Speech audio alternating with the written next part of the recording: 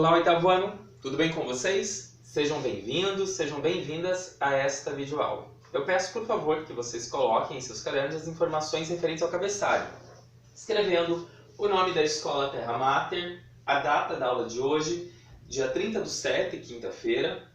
Escreva também o conteúdo que nós estamos estudando, que é vozes verbais, e nesta aula nós estudaremos a voz passiva.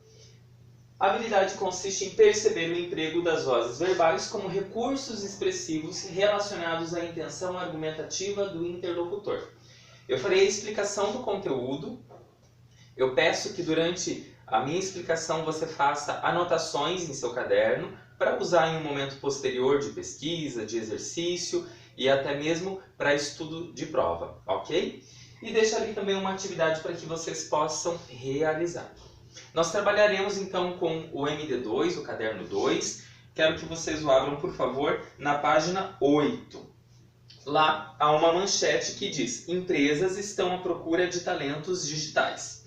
Eu fiz uma adaptação no título dessa manchete e em outro momento eu explicarei a vocês por qual motivo eu fiz a alteração. Então eu não quero que vocês coloquem dessa forma no caderno, mas sim como eu coloquei aqui no quadro: empresas procuram talentos digitais, ok? Empresas procuram talentos digitais.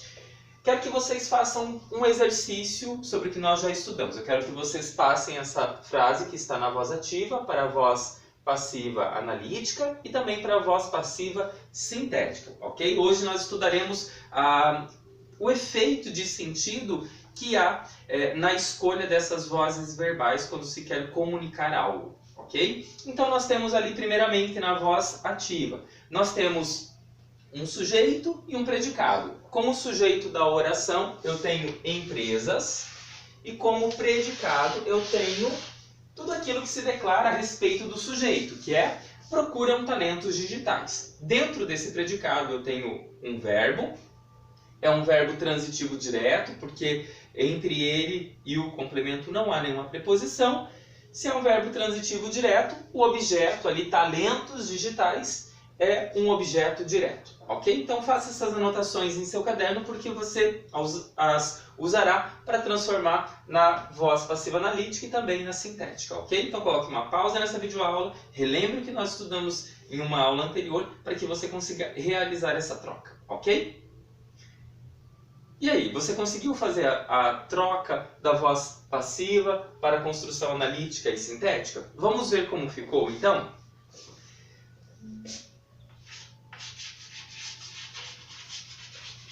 Talentos digitais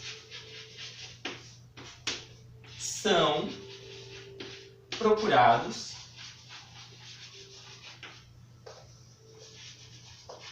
por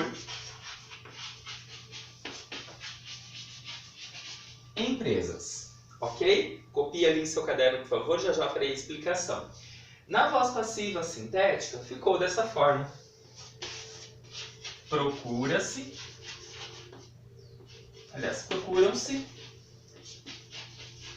por talentos digitais.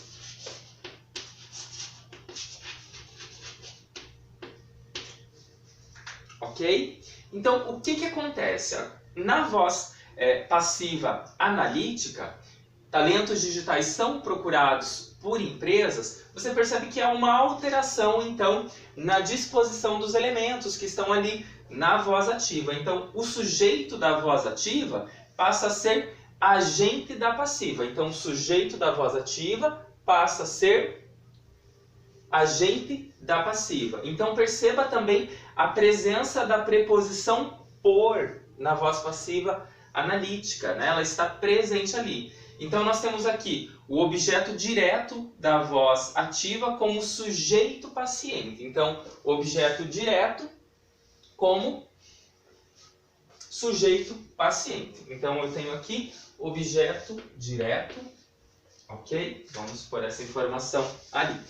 Agora, na voz passiva sintética, você percebe ali que não há agente da passiva, como acontece aqui na analítica. Então, qual que é o efeito de sentido nessa escolha de uma voz ou de outra, né? Então, A escolha da voz verbal possibilita ao enunciador, aquele que produz o enunciado, o discurso, destacar aspectos diferentes de determinados fatos. Por exemplo, pode-se destacar quem faz a ação ou quem recebe a ação. Então, além disso, pode-se também omitir o sujeito da ação, como aqui na voz passiva sintética. Então, caso seja de interesse então, do autor, do enunciado, né, realizar isso. Então, a voz passiva ela ocorre nas situações em que o sujeito é objeto de uma ação, em vez de ser agente do processo verbal, como ocorre ali na voz ativa.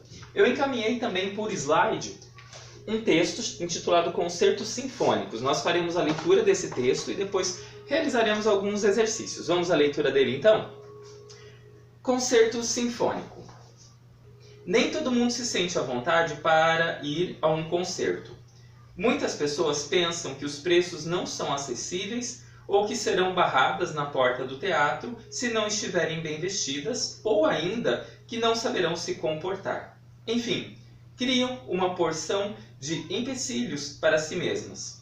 Mas, felizmente, as coisas não são tão complicadas quanto parecem e ninguém deveria ter receio de ir a um concerto.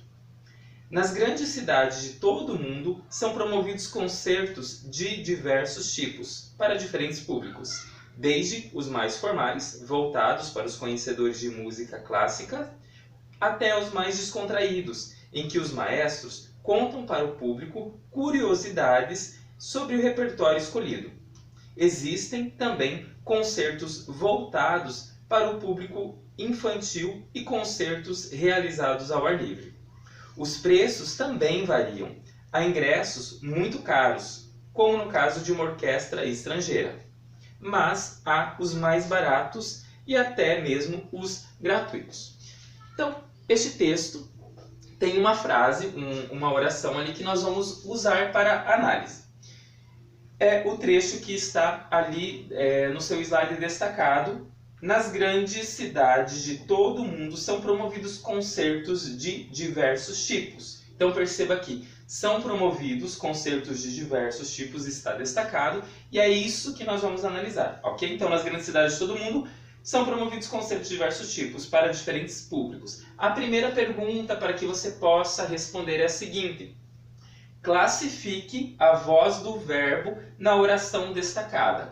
Essa voz do verbo está na voz ativa, na voz passiva? Você consegue identificar se estiver na voz passiva, se está na voz passiva analítica ou sintética? Então, perceba que na voz sintética eu tenho a presença do pronome apassivador e na voz analítica eu tenho aqui o verbo ser mais o particípio do verbo principal, ok? Então, analise essa questão, coloque uma pausa para que você consiga elaborar a sua resposta, ok? Você conseguiu, então, identificar a voz do verbo neste trecho? São promovidos concertos de diversos tipos? Bom, essa voz verbal ela está na voz passiva analítica. Por quê? A presença do verbo ser mais o particípio ali no trecho, olha só.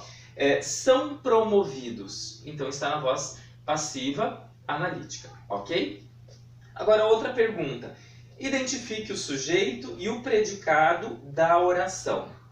Tempo para você responder, então, coloque ali sujeito, 2 pontos, elabore sua resposta e da mesma forma o predicado. Então, o sujeito desse trecho é concertos de diversos tipos. E o predicado, ou seja, aquilo que se declara a respeito desse sujeito são promovidos nas grandes cidades de todo o mundo, ok? São promovidos nas grandes cidades de todo o mundo. Próxima questão. O texto informa que concertos de diversos tipos são promovidos nas grandes cidades de todo o mundo, mas não diz quem pratica essa ação. É importante que o leitor saiba quem pratica essa ação. Analise, perceba os elementos que estão ali, o que é divulgado, para verificar se é importante que o sujeito apareça ou não, ok? Então, nós podemos dizer que não, né? Porque o texto está enfatizando o resultado, ou seja, a existência de concertos de diversos tipos e não o sujeito da ação. Ou seja, Para nós não interessa nesse momento aqui quem promove os concertos. O importante é que eles aconteçam, ok? E são concertos de diversos tipos. Então, quando se quer enfatizar quem pratica a ação, nós vamos usar a voz ativa, porque o sujeito vai aparecer no início da oração. Agora, quando nós queremos enfatizar o resultado, nós utilizamos a voz passiva, ok? Desejo a você bons estudos e até a nossa próxima videoaula. Um grande abraço!